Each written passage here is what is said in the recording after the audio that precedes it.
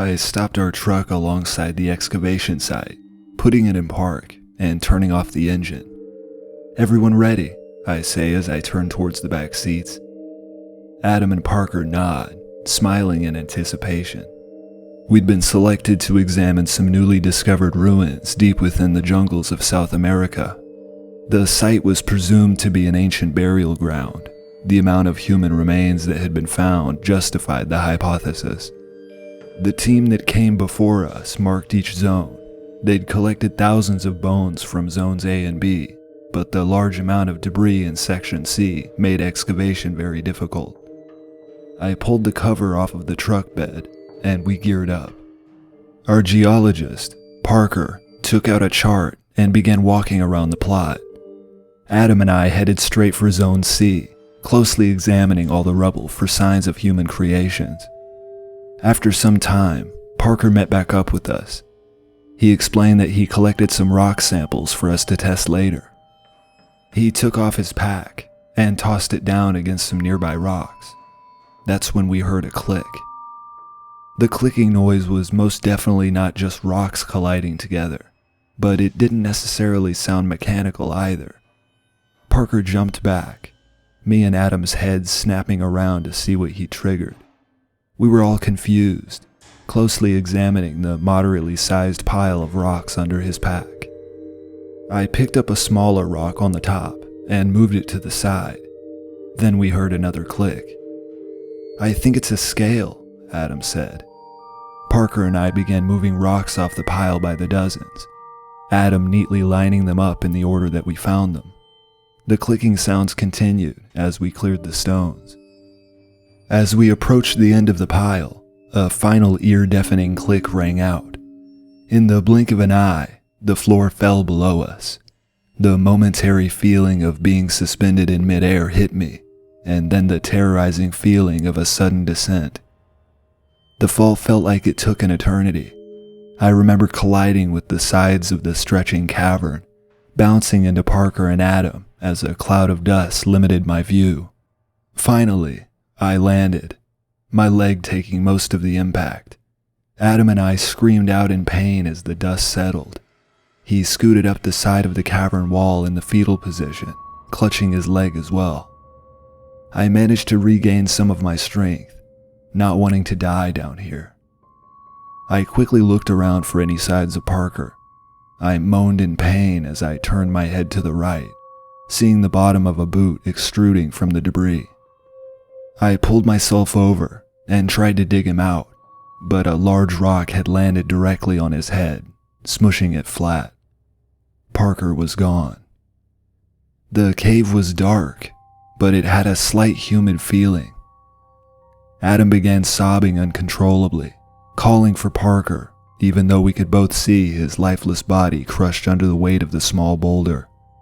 I crawled over to Adam and put my arm around him. "We have to get out of here, Adam. We have to." He wiped his eyes with his dirty sleeve. Then, almost in unison, we looked up. Whatever trap we'd set off had dropped us into a ridiculously steep cave, practically straight down. I muttered some profanities under my breath, grappling with the grim reality of our situation. Even if we weren't crippled by our injuries, there's no way we could scale the cave back to the surface. We were stuck until help arrived. The excavation was meant to be a week-long venture. We both knew we had to figure something out. We took inventory of what we had, but all of our packs were still left somewhere up at the surface. I fashioned our shirts into some makeshift bandages, tightly wrapping our injuries. I leaned back against the wall as I scooted myself into a walking position. I grabbed Adam under his arms, and we began hobbling deeper into the cave, hoping and praying we could find a source of water. The cave had a large turn directly near where we'd fallen in. Adam let out a terrifying shriek as he nearly ran into a skull attached to a stick along the wall. The light from the surface quickly faded, but emanating deeper in the cave, we saw a faint greenish glow. As we approached, Adam and I spotted a strange glowing tree alongside a small pool of water at the end of the cave. There was an audible sigh of relief that escaped from Adam's mouth. We picked up the pace as we came close to the water. The tree was budding with what appeared to be some kind of passion fruit, each leaf resembling the subtle glow of a firefly against a dark sky. It was beautiful. Adam picked one of the fruits from the tree, turning it and examining it closely. "I've never seen anything like this before," he said. Adam split the fruit with his hands, revealing a sweetly scented lime-colored filling. He handed me half, and we began eating. My mouth salivated as rich, sweet flavors hit my tongue. Adam and I rejoiced, knowing that there's at least some hope of us making it out of here. I knelt down and began drinking from the underground spring. Adam continued devouring more fruit from the tree. After Adam's fourth fruit, I told him that we needed to preserve our food. We didn't know how long it would take for someone to come looking for us. We returned to the cave entrance, the sky now getting darker as the sun set. "What should we do about Parker's body?" Adam asked. We discussed the need for more materials, and finally decided on at least taking his clothes. His shirt was soaked in his now dried blood, so we just ended up taking his pants. I ripped the cargo jeans in half using a sharp rock, and we rolled up each leg to use as pillows. Adam and I leaned back, small talking until we could see the stars come out above us, and then after a while, we both dozed off. My body tightened as I was abruptly awoken by Adam's shrieks of pain. I looked over, his skin looking like it was boiling, and his face was red from the excrement of his sores. I tried to grab him, but he was frantically itching all over his body. I'd noticed large clumps of skin detaching from his muscle. "Please, God, it burns." He leapt up, desperately hobbling down the cave. I got up and followed him in pursuit. I noticed my arms were peeling, the skin resembling that of a sunburn. He leapt into the water, still screaming in agony.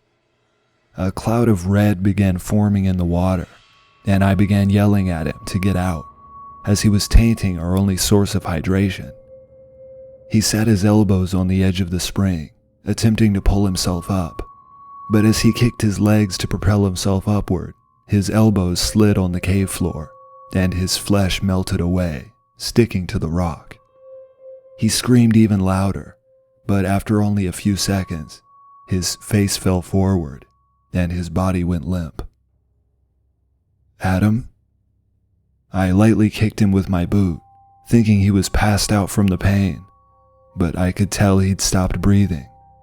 I lifted his body out, the meat from his legs gone, a boot floating up from under the water.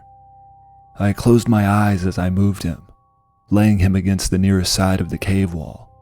My heart raced as I examined my arms, wondering if this would be my fate as well. I remembered Adam eating tons of fruit before we decided to sleep. That was the only thing I could think of that resulted in our conditions.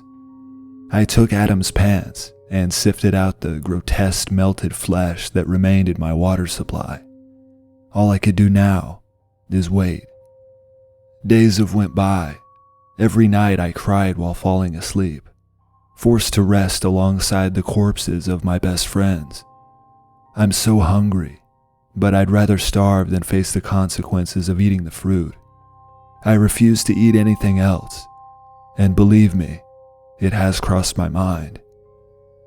The wound on my leg has worsened, and I can feel my body getting exponentially weaker. I write this message in my blood on the same walls that confined me here. Whoever finds my cave writings, please tell my dad that I'm sorry and that I love him.